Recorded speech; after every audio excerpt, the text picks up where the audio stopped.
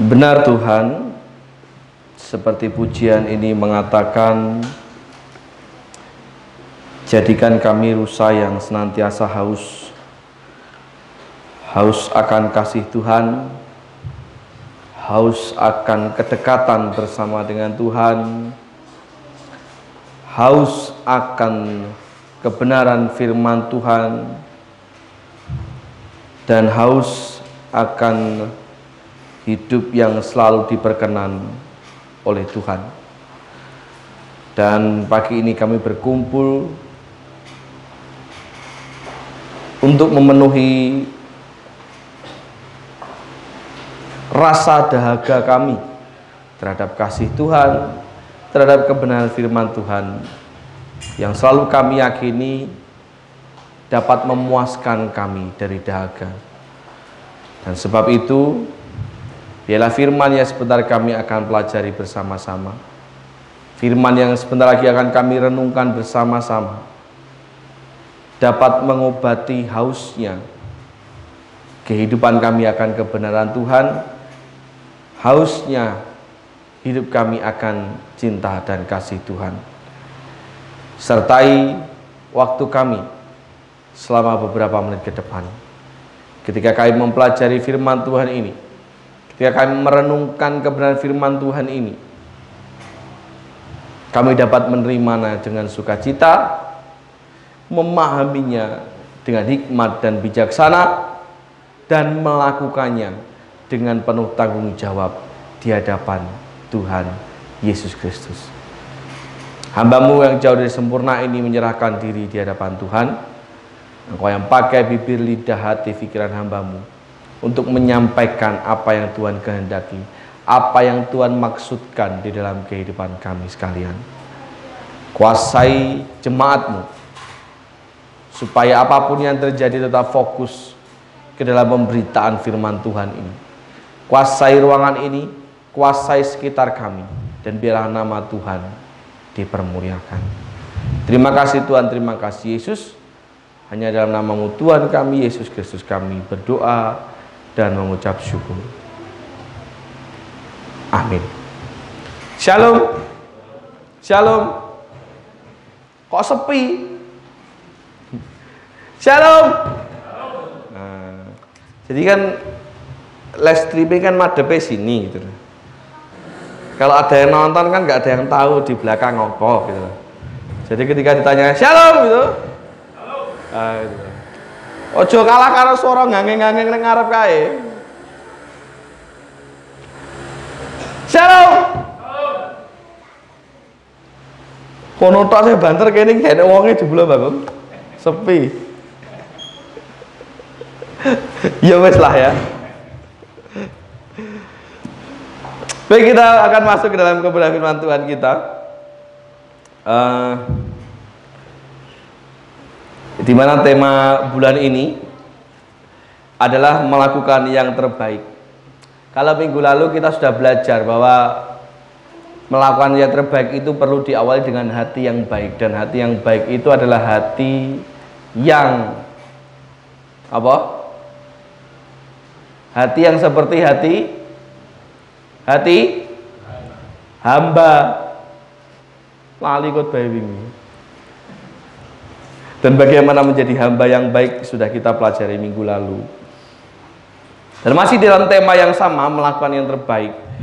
Ketika kita berbicara tentang melakukan yang terbaik, maka tidak bisa dipisahkan dari satu tindakan yang secara umum bersifat fisik. Artinya dapat dilihat, dapat dirasakan, yakni berhubungan erat dengan bagaimana cara kita memberi yang terbaik kepada Tuhan. Ketika kita berbicara melakukan yang terbaik, maka tidak bisa dipisahkan dari pemberian yang terbaik, dari apa yang dapat kita berikan kepada Tuhan. Mengapa saya katakan pada umumnya bersifat fisik? Mengapa pada umumnya saya katakan selalu nampak, selalu kelihatan? Tentu tidak hanya Berbicara masalah materi, lagi mesti ngomong duit, orang ngomong duit. Tetapi tindakan pun itu juga membutuhkan peran fisik, di mana hasilnya bisa dirasakan. Walaupun tidak berwujud, tetapi dapat dirasakan hasilnya. Nah, karena saya nek ngarep tak tanya saja, Pak Eko mengasihi Esther enggak, Pak Eko? Kok iso ngomong mengasihi Esther? Buktinya apa, Pak Eko? Kasih bentuknya piye? Kan ra ketok, ra berwujud. Tapi mengapa Anda bisa mengatakan Anda mengasihi Esther? Buktinya apa? Ora ketok, aku ra iso nyawang. Siapapun gak iso nyawang. Jenengan ngomong sama Esther I love you tiap hari? Apa karo bibit?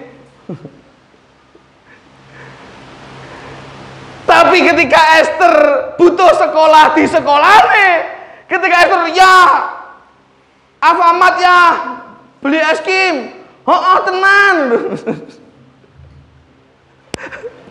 Tenan ada. Ditumbasnya enggak? Lo minta es krim tumbas ke? Ya beli apa?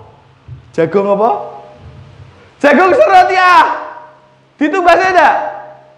Tumbas ke.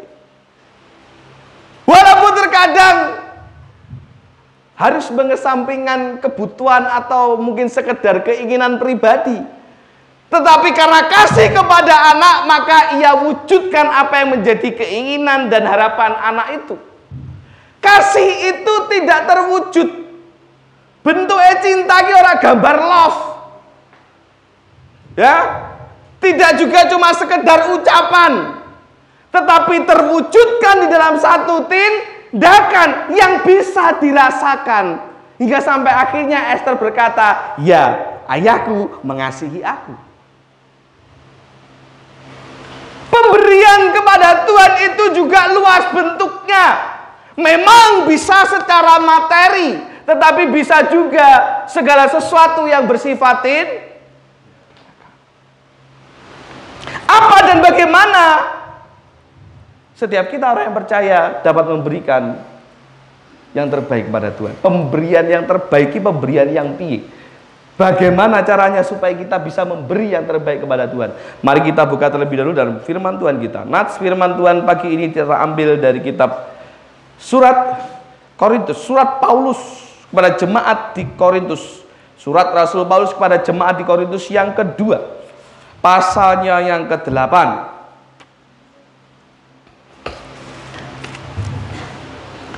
Surat Rasul Paulus kepada jemaat di Korintus, pasalnya yang ke-8, suratnya yang kedua, pasal ke-8, ayat 1 sampai dengan 7.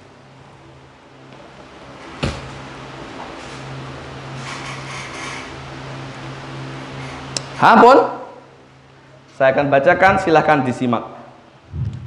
Berbicara tentang pelayanan kasih. Saudara-saudara, kami hendak memberitahukan kepada kamu tentang kasih karunia yang dianugerahkan kepada jemaat-jemaat di Makedonia. Selagi dicobai dengan berat dalam pelbagai penderitaan, sukacita mereka meluap. Dan meskipun mereka sangat miskin, namun mereka kaya di dalam kemurahan. Aku bersaksi bahwa mereka telah memberikan menurut kemampuan mereka, bahkan melampaui kemampuan mereka. Dengan kerelaan sendiri, mereka meminta dan mendesak kepada kami supaya mereka juga beroleh kasih karunia untuk mengambil bagian dalam pelayanan kepada orang-orang kudus. Mereka memberikan lebih banyak daripada yang kami harapkan. Mereka memberikan diri mereka pertama-tama kepada Allah, kemudian oleh karena kehendak Allah juga kepada kami. Sebab itu kami mendesak kepada Titus supaya ia mengunjungi kamu dan menyelesaikan pelayanan kasih itu sebagaimana ia telah memulainya. Maka sekarang sama seperti kamu kaya dalam segala sesuatu, dalam iman, dalam perkataan, dalam pengetahuan, dalam kesungguhan untuk membantu, dan dalam kasihmu terhadap kami, demikianlah juga hendaknya kamu kaya dalam pelayanan kasih. Rasul Paulus memberikan kesaksian tentang jemaat di Makedonia kepada jemaat yang ada di Korintus, bahwa walaupun dengan segala keterbatasan jemaat yang ada di Makedonia, bahkan dikatakan di sana bahwa mereka miskin secara harta, tetapi itu tidak membuat mereka memiliki kerinduan, memiliki panggilan. Bahkan Paulus katakan mereka mendesak kepada kami supaya mereka turut ambil bagian, supaya mereka juga dilibatkan ke dalam pelayanan kasih ini. Mereka dapat memberikan yang terbaik. Nah, belajar dari apa yang Rasul Paulus sampaikan ini tentang sebuah kesaksian situasi kondisi yang terjadi di jemaat di Makedonia, apa yang dapat kita pelajari? Apa itu memberi yang terbaik? Bagaimana cara memberi yang terbaik? Pemberian yang terbaik itu yang bagaimana? Saya mencatat ada 3 hal, 3 bagian, 3 poin. Yang pertama,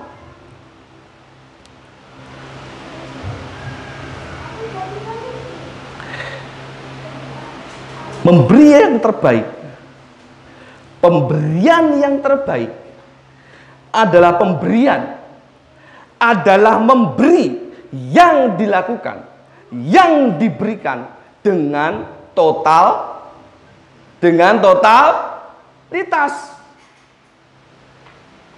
Sebaik-baiknya memberi adalah pemberian yang diberikan dengan totalitas. Sebagaimana ayat yang kedua, ketiga, di mana Paulus memberikan satu kesaksian. Sekali lagi berkaitan dengan apa yang ia lihat, apa yang ia alami di jemaat Makedonia. Bahwasanya ayat yang kedua dikatakan mereka sangat miskin, namun mereka kaya di dalam kemurahan. Kemiskinan itu, kekurangan itu, keterbatasan itu tidak menjadi alasan bagi jemaat Makedonia untuk tidak memberi yang terbaik kepada Tuhan. Buktinya apa? Ayat yang ketiga katakan mereka memberikan menurut kemampuan mereka, bahkan apa? Melebihi kemampuan total. Kekurangan itu tidak menjadikan mereka untuk tidak dapat memberi kepada Tuhan yang terbaik. Kemiskinan itu tidak menjadi alasan bagi mereka untuk tidak memberi. Beda dengan orang zaman sekarang ya. Di gereja-gereja lain, bukan di Kebang Arum tentu.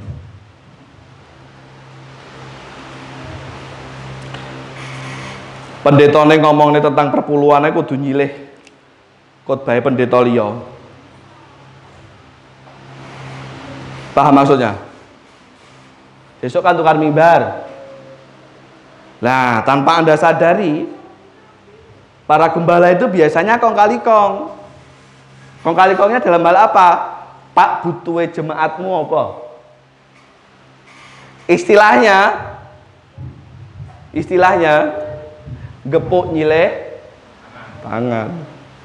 Pak, apa apik seperti sebenarnya tidak baik. Tapi terkadang di Kebang Arum ora. Lek gepuk aku gepuk dhewe, resiko tak tanggung dhewe. Lah saya gitu. Karena apa? Pendeta lek ngomong perpuluhan mesti ngomong ijabane jemaat apa? Pendeta kok khotbah duit tok. Pendeta khotbah perpuluhan tok. Tapi bagi saya, kenapa saya tidak mau gepuk nyilih tangan? Karena bagi saya, salah satu tugas gembala adalah memberi makan, memberi wawasan, memberi pengetahuan kepada jemaatnya. Tidak lewat orang lain. Resiko Pak, tidak apa-apa.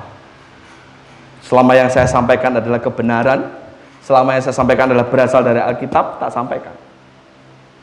Manut puji Tuhan, gak manut ya monggo. Dan pagi ini pun saya sampaikan yang sama, bahwa kekurangan kita, keterbatasan kita, jangan jadikan itu satu alasan untuk tidak memberi yang terbaik kepada Tuhan. Baik di dalam pemberian secara materi atau pemberian yang berupa wujud kasih, yaitu dalam bentuk tindakan. Di jadwal pelayanan ya alasannya ono wae. Gitu? Diajak perpuluhan ya alasannya ya ono wae. Ngeri kayak suara badai ya. Guru. Tak nek kene wae. Diajak nyelengi ya celengan ae.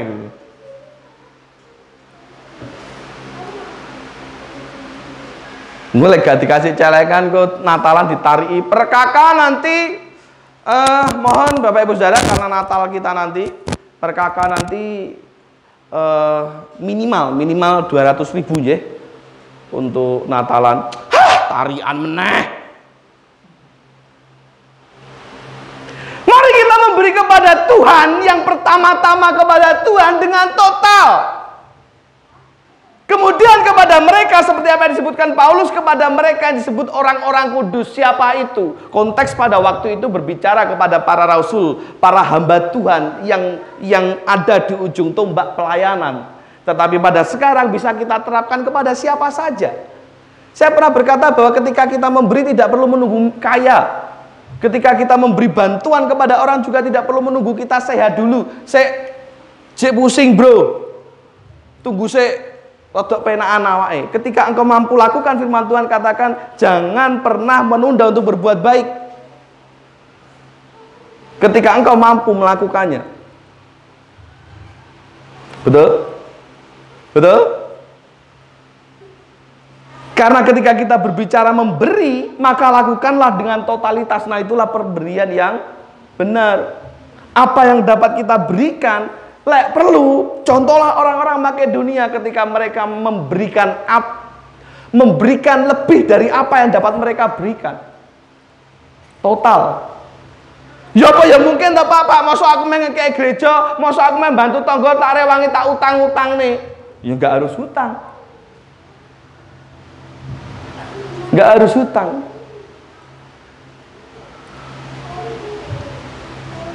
Lah kok iso, Pak? Ingat janda miskin yang memberikan 2 peser, yang bertemu dengan Tuhan di bait Allah dan Tuhan melihat. Ketika Tuhan Yesus berkata, janda itu memberikan lebih banyak dari apa yang dapat diberikan orang-orang itu. Walaupun mereka kayak ini sak gepok, sak kantong. Tapi Tuhan Yesus berkata, janda itu memberikan lebih banyak. Kenapa?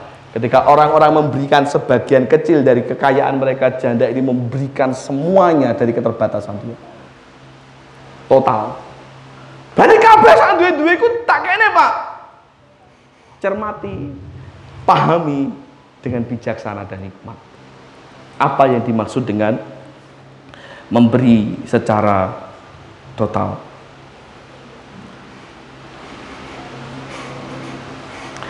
Sebab memberi dengan totalitas akan menghasilkan kualitas.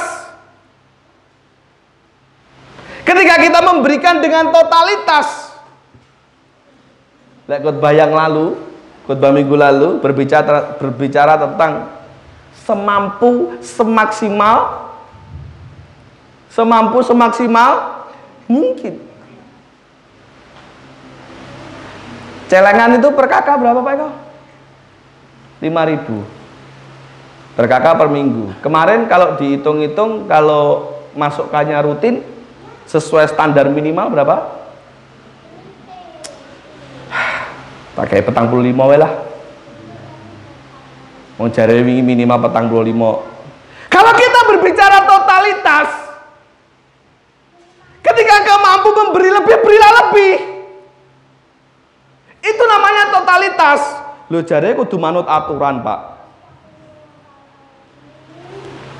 Jangan sampai Tuhan berkata bahwa persembahan si A lebih banyak, lebih berkenan Karena dia memberikan dengan kekurangannya, dia memberikan dengan keterbatasannya, tapi dia total di dalam memberi.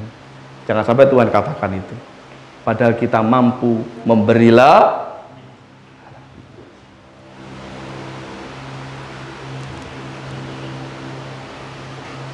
Oke.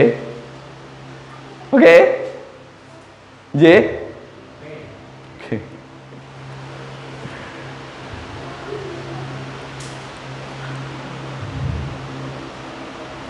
Memberi secara total dapat menghasilkan kualitas ketika disertai dengan hati yang tulus. Hati yang tulus itu hati yang gimana toh? Hati yang tulus itu hati yang gimana? Tulus itu apa toh? Tulus itu apa toh? Apa Dek Vira? Namanya Vira ini sopo kan ya kamu. Tulus mau apa? Kamu jawab apa? Betul.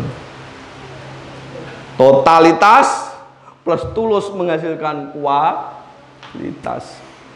Ketika kita berbicara kualitas, tentu ini bukan masalah jumlah. Oke, bukan masalah jumlah, tetapi masalah hati.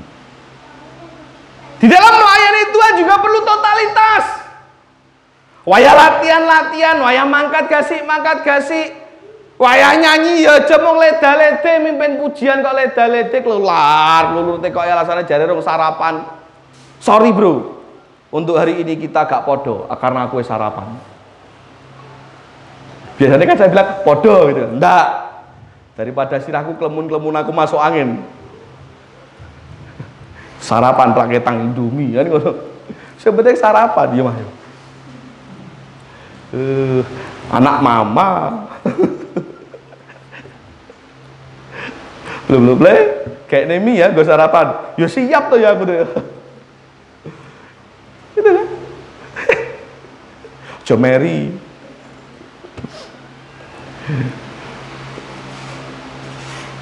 Ketika melayani pun harus total. Orang apa-apa semua nganggo jas, bolak-balik ngelap keringet, yang penting aku total. Bengok-bengok ya wes ora apa-apa karena saya mau total memberikan semua yang saya bisa lakukan. Dan semua akan dirasakan menjadi berkat bagi siapa saja yang mendengarkan. Itu artinya apa yang saya sampaikan berkualitas. Bagaimana cara saya memberikan berkualitas? Kenapa? Ketika saya melakukannya dengan tulus. Aku ngomong ini bukan karena supaya gajiku tidak nendak. Tanya bendara, apakah pernah saya minta gaji saya dinaikkan? Saya kok Bu Iwin bendara berapa tahun? Hah? 10 tahun. Sebelumnya Pak Repto bendara berapa tahun? Pernah saya minta naik gaji? Mau persembahan berapapun, mau pemasukan berapapun, pernah saya minta naik gaji? Kenapa? Karena saya tulus. Iya wae dilem-lem dhewe awake, larane sing ngelem tak enteni kok. Ya namanya tulus tidak mengharap pujian. Betul? Tapi sebagai satu gambaran bahwa ketika kita melakukan segala sesuatu dengan totalitas disertai ketulusan maka akan menghasilkan kualitas. Dan kualitas itu seringkali bukan kita yang merasa, orang lain yang merasa. Gitu. Jadi bukan soal jumlah tetapi soal hati. Bukan soal seberapa bagus kamu, suara kamu ketika menyanyi dan menjadi WL, menjadi singer, menjadi apapun.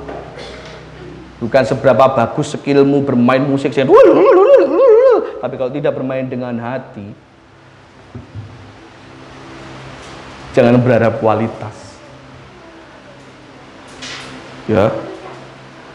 Oke, yang pertama, pemberi dengan totalitas adalah pemberian yang terbaik. Yang kedua, sebagaimana ayat yang keempat berkata, dengan kerelaan sendiri mereka meminta dan mendesak kepada kami supaya mereka juga beroleh kasih karunia untuk mengambil bagian dalam pelayanan kepada orang-orang Kudus, Paulus memberi kesaksian bahwa orang Makedonia itu memberi bukan karena paksaan, bukan karena terpaksa, bukan juga supaya mereka dilihat baik, tetapi Paulus memberi kesaksian mereka memberi dengan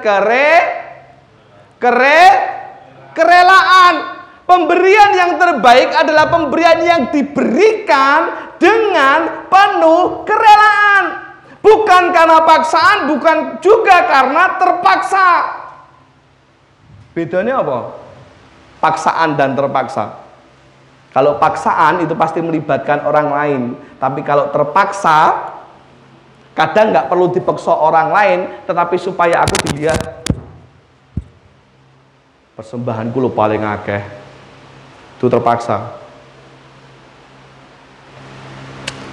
Aku lek gak menehi, aku lek mau melayani, aku lek mau ini dan itu, aku lek orane gereja gak penak karo liyane, itu terpaksa.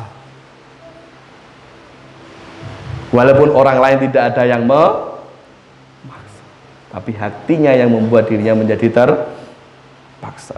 Bukan paksaan, bukan juga karena terpaksa. Lagi-lagi ini bukan soal jumlah, ini bukan soal kuantitas, tetapi soal hati yang penuh dengan kerelaan. Sebagaimana tadi Mbak Vera katakan, tanpa pamrih, tanpa disertai embel-embel apapun. Untungnya nggawaku apa ya ndak seperti itu. Kerelaan berarti menuntut setiap kita melakukan segala sesuatu dengan ikhlas. Tetap memberi yang terbaik meski tidak dipuji,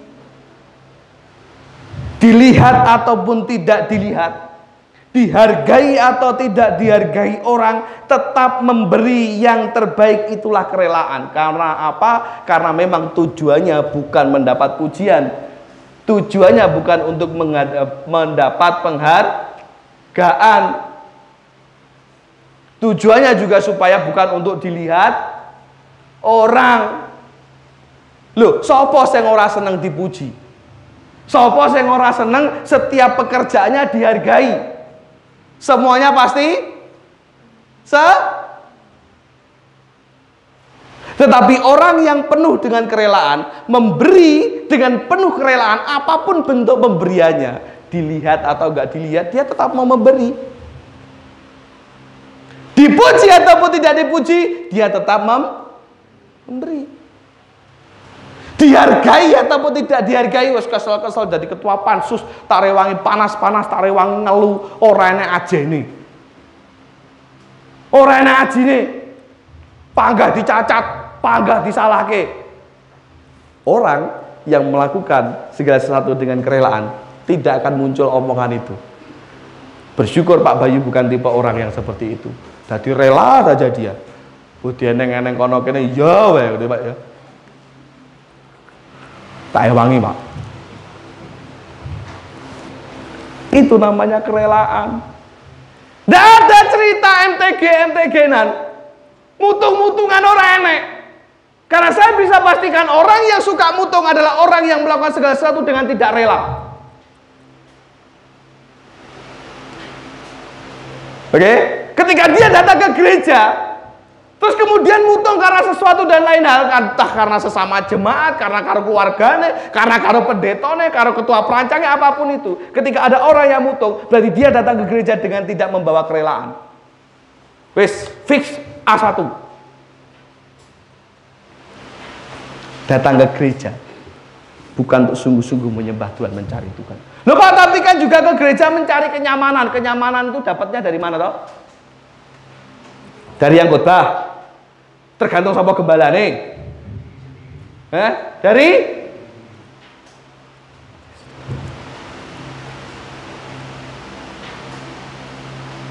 kita tidak bisa menghentikan orang lain untuk tidak, apa istilahnya, memusuhi kita, untuk tidak menyakiti hati kita. Kita nggak bisa menghentikan itu.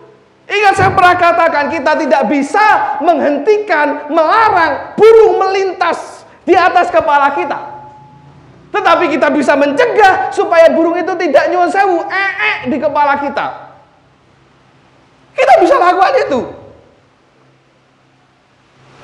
Tapi kita tidak bisa melarang burung untuk tidak terbang di atas kita. Apa membenanek manuk lewat jenengan sambiti, jenengan pelintengi? Sangar men. Kok nganggur tenan urip melintengi manuk tok penggaweane kan? Tapi kita bisa mencegah piye carane? Gawe helm, gawe topi. Gitu? Lek ora penting banget ora usah keluyuran. Ada banyak cara. Sama, kita nggak bisa melarang orang untuk benci kita, untuk orang tidak menghargai kita, tidak bisa larang. Tetapi kita bisa melakukan dengan mencegahnya. Piye carane? Dimulai dengan hati yang rela.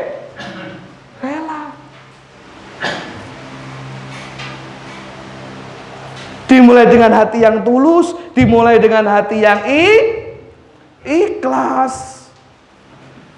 Gitu loh. Jadi orang yang masih mutung tadi, orang yang masih hitung-hitungan. Orang yang mutung, orang yang hitung-hitungan, lah untungnya nggih aku apa? Hale aku melayani untungnya nggih aku apa? Hale aku melu nyelengi ngumpulne akeh untungnya nggih aku apa? Kalau ada orang yang masih hitung-hitungan, aku ingin wes kok liyane kae. Padahal dia hanya mampu sebenarnya untuk memberikan itu. Apapun bentuknya. Orang mau cuma duit tok. Ingat, saya orang khotbah tentang duit, tapi tentang memberi kepada Tuhan. Apapun bentuknya. Oke? Apapun jadi wangi panas-panas, otong-otong tape pirang-pirang besek. Gitu. Terus lakukan aja dengan penuh kerelaan. Meh dipaidu kayak meh apa, lakukan saja. Dengan hati yang ketika orang melakukan dengan rela segala sesuatunya dengan ikhlas, saya jamin A1 gak akan ada sungut-sungut. Tahu sungut-sungut? Ngeresulo, maidu, ngeluh, gak akan ada itu. Karena dia melakukannya dengan penuh dia memberikan dengan penuh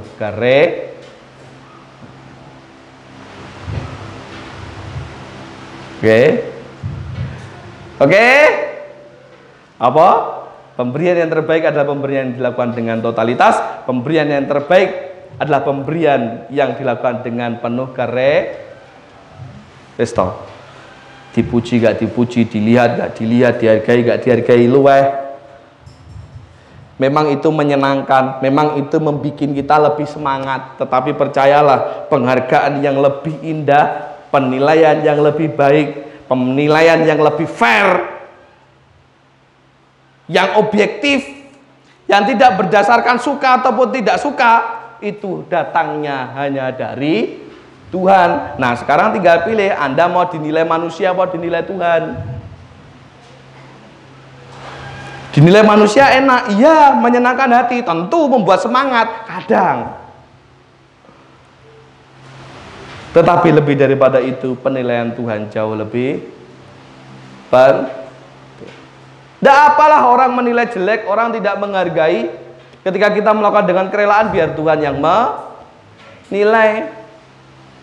Dipandang jelek sama orang, ya wes lah. Karena orang itu, manusia itu, bahkan termasuk diantaranya kita juga mungkin seringkali menilai berdasarkan suka atau tidak suka. Itu namanya subjektif. Tidak banyak orang yang bisa menilai dengan objektif. Bahkan termasuk diantara mungkin juga kita. Artinya lek dasare wis ra seneng, mbok meh di model piye, mbok meh diparingi apapun, mbok meh dirayu-rayu, digendong-gendong, dinina bobok tetep ora seneng. Jelas? Begitu juga sebaliknya.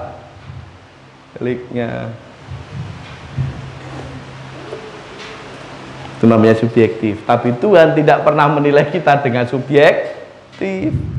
Tuhan menilainya fair. Nah, maka tinggal pilih mau dinilai Tuhan atau dinilai manusia. Yang ketiga, pemberian yang terbaik itu yang bagaimana toh? Pemberian yang terbaik itu adalah pemberian yang didasari dengan kasih. Sebagaimana ayat yang kelima dan ketujuh sampai ketujuh itu membahas tentang pelayanan kasih. Di mana ayat yang kelima di sana disebutkan mereka, yaitu jemaat di Makedonia, memberikan lebih banyak dari yang kami harapkan. Mereka melakukannya dengan total tadi ya, yang saya sebutkan di atas. Apa yang membuat mereka bisa melakukan itu? Semua terjawab. Dari perikopnya saja, judul perikop sudah kelihatan, yaitu tentang pelayanan kasih. Maka dasarnya adalah kasih. Nah, jadi kalau ditanya pemberian yang terbaik itu pemberiannya bagaimana? Pemberian yang diberikan atas dasar kasih. Sebab dengan kasih, orang Makedonia mampu memberikan yang terbaik. Bahkan lebih dari apa yang dapat mereka lakukan. Dengan kasih, mereka nggak hitung-hitungan. Oleh karena kasih, mereka terpanggil untuk dilibatkan. Meskipun mereka penuh dengan keterbatasan dan kekurangan. Orang mau miskin loh, tetapi sangat miskin disebutkan. Ini miskin, gitu? Ini sangat miskin. Tapi apa yang membuat mereka mampu dan dimampukan? Karena mereka punya kasih. Ketika segala sesuatu digerakkan oleh kasih, maka Tuhan sendiri yang akan memampukan. Kasih itu dapat memampukan apapun situasinya. Dan pemberian yang terbaik adalah pemberian yang dilandasi dengan kasih.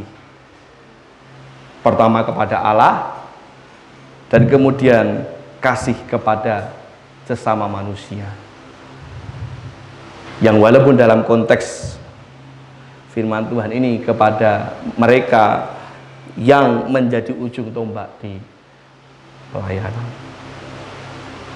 Tapi apapun itu bentuknya kasih, kepada siapapun itu kasih, semua berdasar kepada kasih. Ketika kasih menjadi dasar di dalam memberi, maka ya apapun yang terjadi tetap mengucap syukur.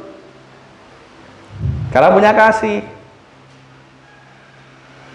Apapun kepercayaannya diberi, dia akan tetap mengucap syukur. Maka dia akan melakukannya dengan penuh tanggung jawab. Ketika kasih yang menjadi dasar dalam memberi, maka dia akan tetap yakin, dia akan tetap percaya, tidak khawatir. Karena dia punya kasih. Khawatir tentang apa? Ada banyak orang yang ketika diajak ambil bagian di dalam hal memberi apapun, khususnya materi sih memang. Kebanyakan terjadi di materi. Lagi engko lek takekne terus aku piye? Alah tak go dhewe kurang kok.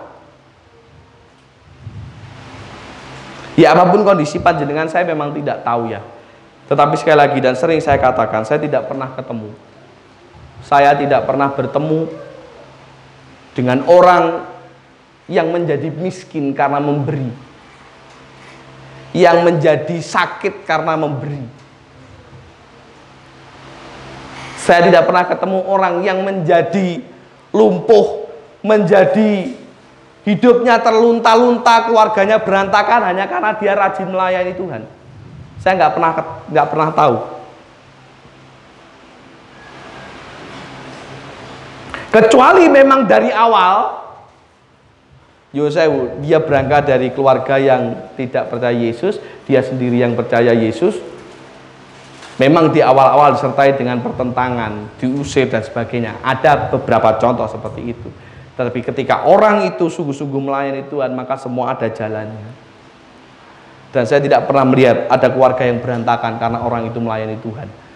Tetapi kalau ini Pak keluarganya berantakan padahal dia melayani Tuhan, ya berarti itu kelakuannya di rumah ya tidak dapat menjadi berkat. Bukan karena pelayanannya di sini. Jadi apa sih? Ada tuh Pak, dia kok jadi miskin, dia nggak punya apa-apa, padahal dia sergap perpuluhan, dia sergap memberi. Bukan karena memberinya, karena dia yang tidak bijak dalam mengatur keuangan. Jadi jangan salahkan memberinya. Dan orang yang punya kasih, dia gak akan khawatir itu. Dan orang yang memberi dengan dasar kasih, dia tidak akan eman-eman. Lah istilah basa Jawa niki nyah nyoh. Lek gak nyah yo, lek gak nyah yo nyoh. Nyah nyoh. Nyah nyoh ki apa to? Wis golekno dhewe nek ngene Google. Ya kuwi mau contohnya kayak Pak Eko karo Esther, atau siapapun Anda yang memiliki kasih karena kasih kepada pasangan, kepada anak, kepada orang tua, karena kasih tidak akan membuat Anda menjadi eman-eman. Kapan musim blewah, Mbah Bi? Kapan? Tidak tahu, biasanya seandainya katanya musim blewah atau minimal ana wong bakal blewah nek pinggir dalan, kira-kira jenengan kelingan aku napa mboten berarti? Ya mesti no, digawane rene mesti. Karena apa? Kasih. Kasih. Jadi orang eman, saya tidak tahu, bukan bermaksud merendahkan. Entah waktu itu Mbak Ti lagi ono duit atau tidak, atau duitnya lagi pas-pasan, tetapi karena Mbak Ti, iki pede wae saya, ora apa-apa. Karena Mbak Ti punya kasih kepada saya, maka dibelilah blewah itu, diantarkan kepada saya. Gak eman-eman, ini contoh. Orang tua kepada anaknya ya gitu.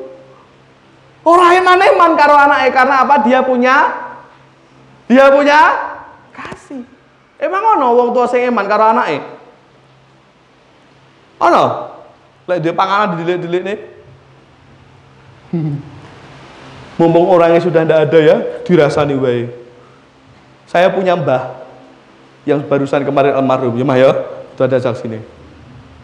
Duwe roti mari, duwe peyek, duwe jajan, duwe apa didelik nih nang lemari.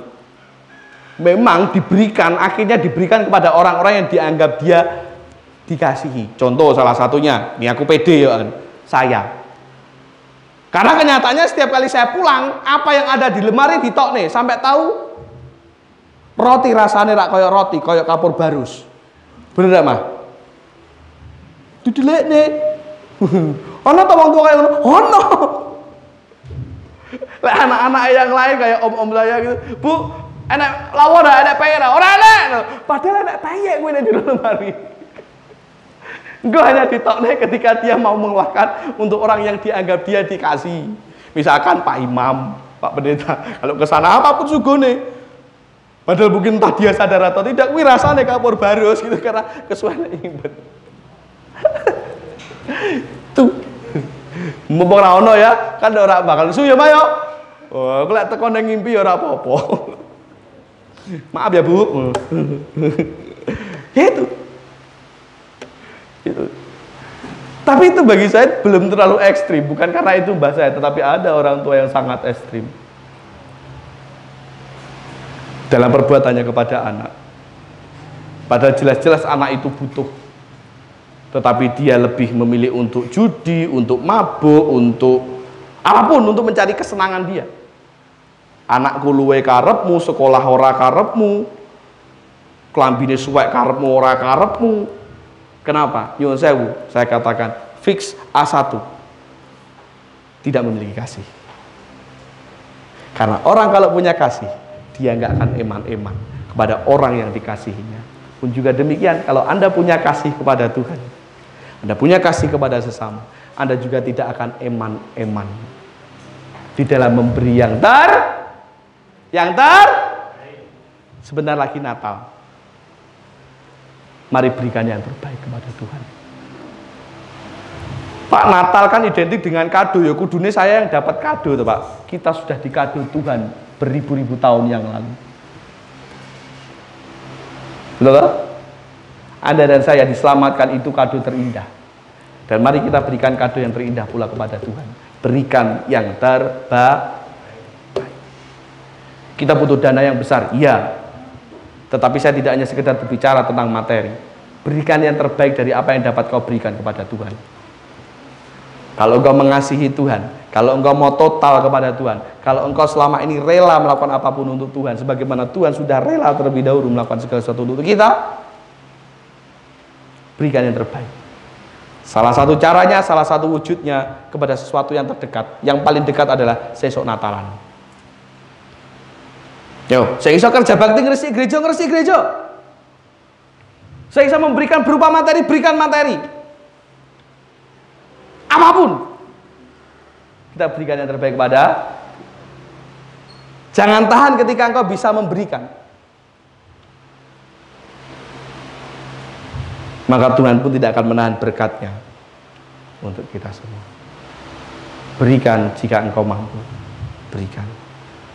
Belajar dari jemaat Makedonia yang tidak hanya memberikan sesuai kemampuan mereka, tapi melebihi dari apa yang dapat mereka berikan. Dan Tuhan memperhitungkan semuanya itu. Tuhan Yesus memberkati kita. Kita tunduk kepala dan berdoa. Bapa kami di surga, terima kasih Tuhan untuk segala hikmat, berkat, dan juga pembelajaran pagi ini, di mana setiap kami orang percaya harus belajar dan mulai membiasakan diri untuk dapat memberi yang terbaik kepada Tuhan.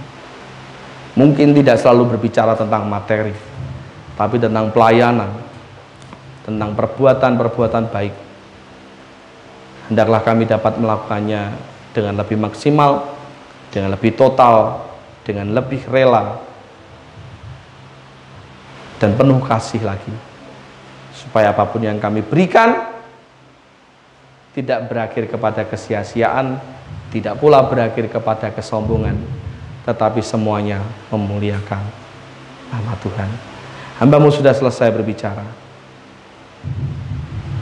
dan biarlah Roh Tuhan yang memberikan pengertian pemahaman yang baik, yang benar, dan menyempurnakan segala sesuatunya di hati tiap-tiap jemaat-Mu. Terpujilah nama-Mu Tuhan, dan dalam nama-Mu Tuhan Yesus Kristus kami berdoa dan mengucap syukur. Amin.